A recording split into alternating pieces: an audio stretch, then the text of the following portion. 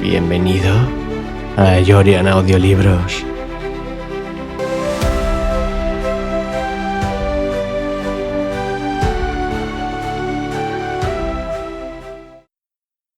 ¿Te gusta lo que oyes? ¿Quieres conocer todos mis trabajos? Visita yorian.es. El despertar. Octubre de 1830. Silencio. Todo estaba silencioso en torno a mí. Oscuro y silencioso. ¿Había abierto los ojos o los mantenía cerrados? ¿Por qué era todo tan confuso? Sentía la mente embotada. No podía pensar con claridad. Traté de abrir los ojos, pero ya los tenía abiertos. ¿O no? Me llevé la mano a la cara, pero un obstáculo inesperado me lo impidió. Quizá estuviera soñando. Estaba teniendo uno de esos sueños vívidos que nos atormentan hasta el extremo, que hacen que nos despertemos en un mar de sudor y confusión, atormentados y desconsolados. Pero cuando esto ocurre, basta con encender la luz para poner fin a nuestro sufrimiento. Entonces nos incorporamos y sentimos cómo, poco a poco, el pulso vuelve a la normalidad. Eso debía ser. Estaba soñando. Vivía un sueño lúcido en el que es difícil discernir entre qué es realidad y qué no lo es. Tan solo necesitaba esperar hasta que el sueño terminara, pero ¿y si se prolongaba demasiado? Es sabido que cuando soñamos, el tiempo es una ilusión, por lo que unos minutos podrían significar para mí una eternidad. ¿A qué hora puse el despertador? ¿Es todo tan confuso? Traté de relajarme, y por un momento casi lo consigo, pero el ambiente era tan enrarecido, el silencio tan absoluto y la oscuridad tan dominante como no había experimentado jamás.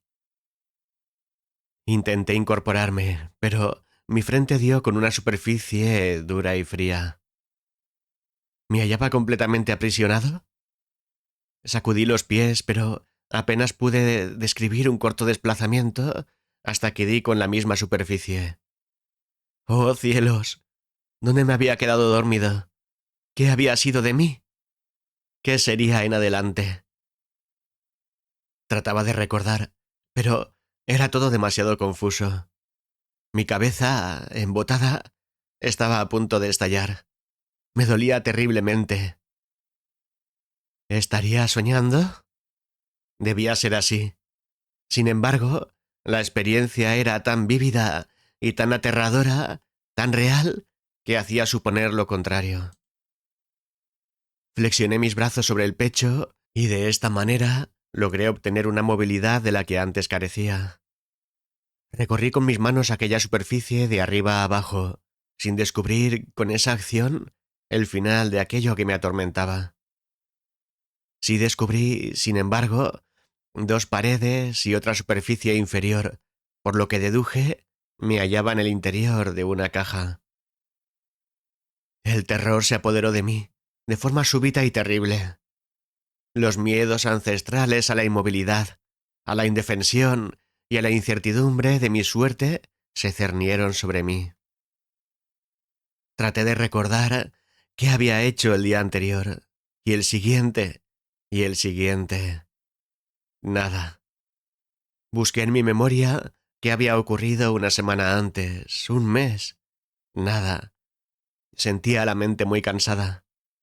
De alguna manera lo había olvidado todo. Solo tenía conciencia de mí mismo en ese lugar, de mi atormentado despertar, de mi angustia.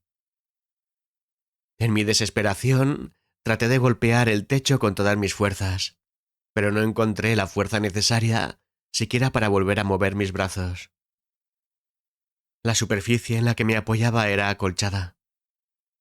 ¿Me hallaba después de todo en mi lecho? Parecía que así era. Así debía ser. Sin embargo, ¿era cabal pensar que alguien hubiera dispuesto toda aquella estructura sobre mí? Y si no era así, ¿dónde me hallaba? A veces cambiamos bruscamente nuestro hábito cuando buscamos el descanso en un lugar distinto al habitual y, al despertar, nos sobreviene una gran confusión. ¿Qué hice anoche? ¿Y la noche anterior? ¡Qué sueño tan terrible! Cuando despierte lo contaré a todo el mundo.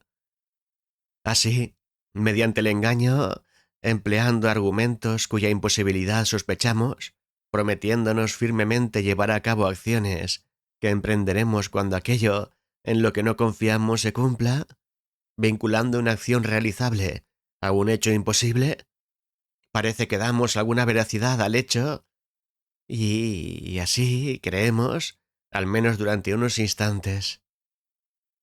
Después la verdad cae sobre nosotros. Ese momento debe llegar, y es por tanto más terrible cuanto más se haya postergado. La verdad se impone, y es dura e inflexible. Cuando llega, las tinieblas desaparecen y las quimeras son devoradas con fruición. Su luz nos hiere profundamente y nos ciega, y cuando la asumimos, nuestro terror llega en oleadas terribles que nos arrastran a la locura. Tomamos conciencia de que la fatalidad se ha cernido sobre nosotros, pero tras esta llega la conciencia de que nuestra situación es inevitable, que nuestras fuerzas son irrisorias, y esto es, si cabe, más aterrador, pues nos hace perder la esperanza. Entonces, nuestros anhelos más íntimos, nuestros sueños, nuestra vida entera, se convierten en un grito desesperado en la noche. Un grito que nadie escucha, pues no hay quien pueda hacerlo. Estamos solos, olvidados, perdidos. Entonces podemos decir que el mal se ha consumado, que nuestra vida se ha perdido para siempre, se ha apagado, como una delicada y tintineante luz para ser absorbida por las tinieblas. Buscaba en mi mente. Mi voz, solitaria, clamaba, y tan solo podía arrancar inciertos y confusos recuerdos. Entonces llegó hasta mí una terrible revelación. De forma súbita y cruel, llegó una imagen hasta mí. Un ataúd. Recordé una terrible enfermedad de la que había leído bastante. Es la más propia para procurarnos un lugar bajo tierra sin estar muertos. Sin embargo, la ilusión es perfecta, pues los síntomas de nuestra muerte superan casi todos los escrutinios. El rostro adquiere un tinte cadavérico. Nuestras pulsaciones se reducen hasta el punto de resultar imperceptibles, al igual que nuestra respiración, que ni tan siquiera es capaz de empañar un espejo. Esta enfermedad es la comedia de la muerte y ha sido, desde tiempos inmemoriales, su predecesora, llegando ésta después de la manera más terrible que quepa imaginar. Así, el cataléptico despertaba en su pira funeraria y, azotado por el terrible dolor de las llamaradas, convulsionaba enloquecidamente. Y la muerte le sobrevenía sin comprender cuál era su situación. Los asistentes, supersticiosos, caían al suelo implorando clemencia a su Dios. Así se despertaba también, como lo había hecho yo, en el interior de un féretro, y la conciencia de su suerte era terrible, desgarradora. Recordé haber leído acerca de cientos de exhumaciones en las que las personas presentes habían retrocedido aterradas, porque la conciencia de tal sufrimiento llegaba, contundente hasta ellos, cuando descubrían los atormentados arañazos del interior de la tapa. ¿Sufría yo esta enfermedad? Lo cierto es que me hallaba en un ataúd y que estaba bajo tierra. Eso explicaba por qué me hería el gélido contacto con la madera. La verdad se había cernido sobre mí, incisiva y cruel. Traté de gritar con todas mis fuerzas para advertir a algún paseante, si mi fortuna era propicia, de mi fatalidad. Si, como esperaba, alguien oía mis súplicas, no tardarían en devolverme a la superficie y librarme de mi cruel prisión. Mi alma se iluminó con la esperanza. Traté de gritar, Casi me sentía libre. Empleé todas mis fuerzas en mis pulmones, pero no fui capaz de producir más que un lastimero gorjeo. Lo intenté de nuevo, desesperado, y esta vez tan solo obtuve un imperceptible suspiro. ¿Me sentía incapacitado para gritar a causa de lo enrarecido del ambiente? ¿O acaso había sufrido alguna herida en la garganta o en el pecho? Ante lo improbable de haber recibido estos daños, que me hubieran supuesto, con toda seguridad, una pronta muerte, pensé que más bien mi cuerpo se había entumecido a causa de una posible larga estancia en mi prisión. Este pensamiento me desalentaba. De todas formas, ¿habría sido capaz de lograr que el sonido de mi grito atravesara 2 metros de tierra? ¿Acaso no actuaría esta como el perfecto aislante acústico, sumiéndome en la más terrible incomunicación? Si no era capaz siquiera de gritar, ¿contaba acaso con otro medio de hacerme oír? Sabía que una muerte de inanición es terrible, pero entonces la verdad se cernió sobre mí, reveladora y cruel. Todo cuanto había supuesto hasta el momento no era más que una ilusión. El terror me hizo rechinar los dientes. Mis manos se retorcían la una sobre la otra, hasta oír cómo algunas falanges se rompían con sonoros crujidos. No se muere de inanición en un ataúd, sino de asfixia.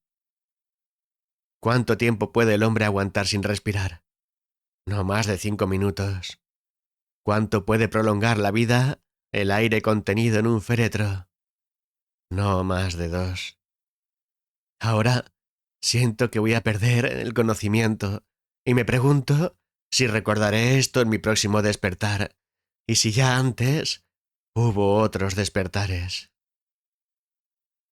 Visita eyorian.es